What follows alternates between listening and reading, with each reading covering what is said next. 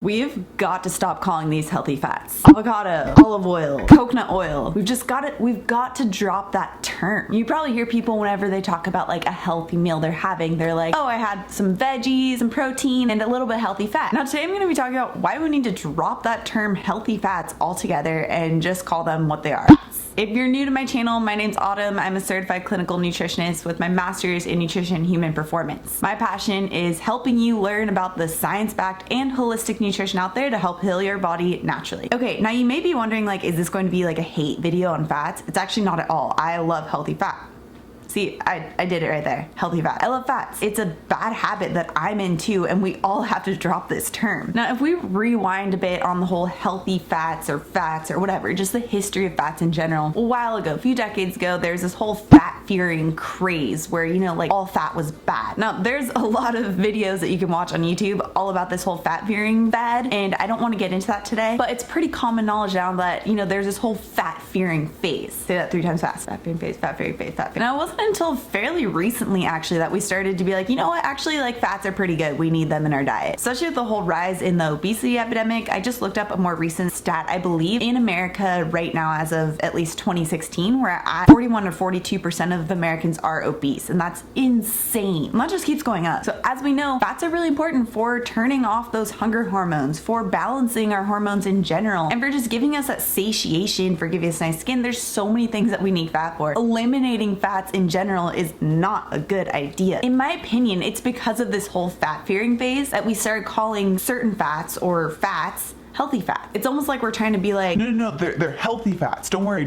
And yet we don't give this same disclaimer for carbohydrates or protein when typically we're in conversation talking about a meal. And that's one of the main reasons why I believe we need to drop that term healthy fats, because we don't give that disclaimer for proteins or carbs. So why are we doing it just for fats? There's a lot of bad protein and carbs out there. We should also, if we're going to say healthy fats, we should also be referring to healthy carbs, healthy protein, but that's just going to get redundant. So let's just drop it all together. And if we're assuming that you're having a great meal, then let's just assume that it's all healthy. Or if we're really going to get into the nitty-gritty, then we can be like healthy proteins, healthy fat, and healthy carbohydrates, which even that term is relative. But let's take a look first more specifically at why we're calling these healthy fats. So I mentioned a few of the benefits, but if we just even look at avocado and olive oil, they actually both have this compound. Olive oil has a bit more of it called oleic acid, and that's omega-9 fatty acid. Now, there's a lot of studies done on oleic acid, and more specifically done with using olive oil as the example, but oleic acid has been found to decrease inflammation and also decrease cortisol levels. So if you've seen in my hormone balancing series, which is right there, you'll know that balancing your cortisol levels is really important, as well as, of course, balancing your inflammation, very important. In fact, a 2018 study more specifically found that oleic acid does decrease your cortisol and decrease your inflammation in general. So coconut oil has gotten a lot of attention in recent years, as we know. It's because, you know, a variety of reasons, MCTs being one of them, but lauric acid is one that's not looked at as often as those MCTs. Lauric acid is also an MCT, but it's a larger medium chain triglyceride, which is why it's not often used in a lot of MCT oils. I have my opinions on MCT oil, but you can check those out in my blog post below. So one of the reasons why coconut oil is so great and has so many health benefits is because it contains lauric acid. And lauric acid was found in a 2017 study to actually help cancer cells with their apoptosis. All right, nutrition nerding out here. Apoptosis is programmed cell death. Obviously, we want those cancer cells to die away. So lauric acid has been found to help with that apoptosis. And the way I always thought about apoptosis, for how I remembered it, apoptosis,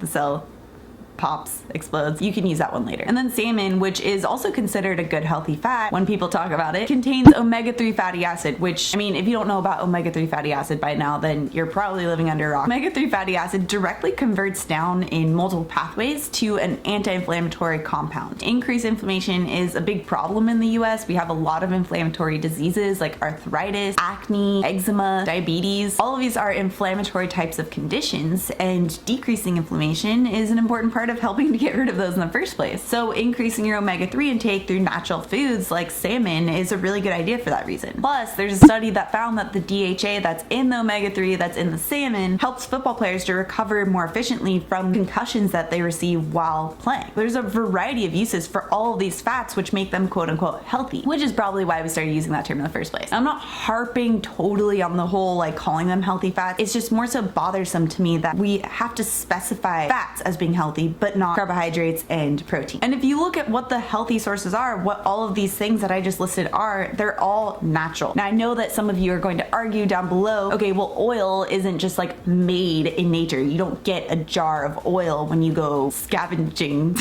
But it doesn't require a man-made process to make it. Let's take olive oil, for example. I actually studied abroad in Italy and I got to see how olive oil is made firsthand.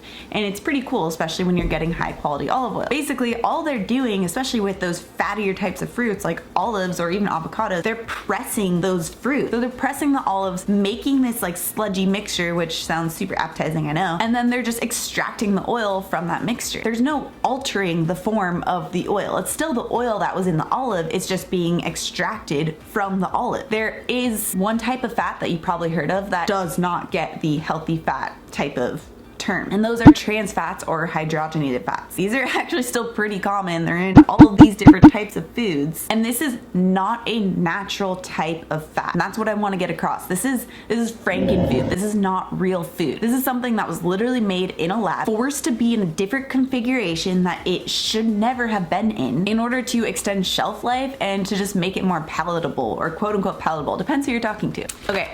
So basically when it comes to hydrogenated fats, one of the reasons why they're doing it is to make it in a solid form. So the fats that are initially used for the hydrogenated process are oils, and they will pretty much always be oils at room temperature because of the shape of that molecule. So fats can either really have two different forms. It can either be bent or it can be straight. So if you think about this logically, if something is bent and if you try to cram a bunch of them into a container, then they won't be able to get really close or compact. And that's one of the reasons why it forms an oil instead of a solid fat, is because it's bent and it can't get into that compact formation. Where if it's straight, then this can you can easily stack a bunch of fat on top of this. And that's where you get it solid at room temperature. Now, a bunch of vegetable oils, they have this bent formation. So if you see things like margarine, where it's a vegetable oil that's been hydrogenated into a solid fat, what basically they're doing is they're blasting hydrogen molecules at it so that it can be forced out of this bent shape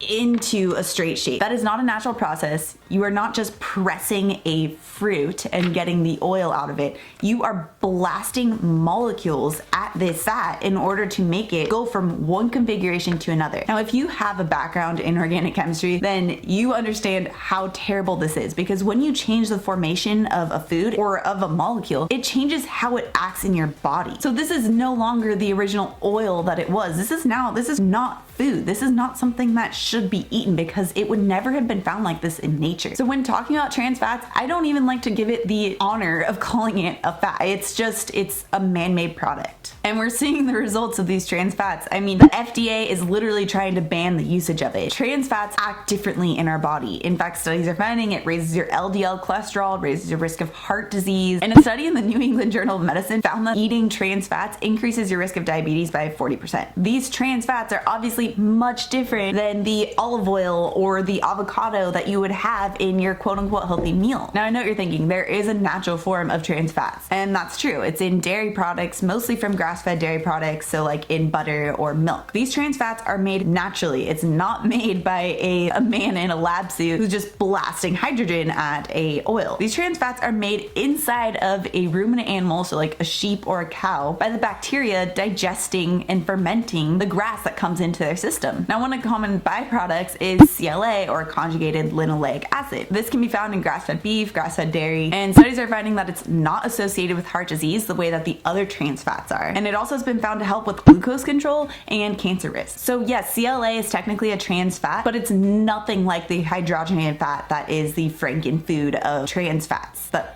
man makes.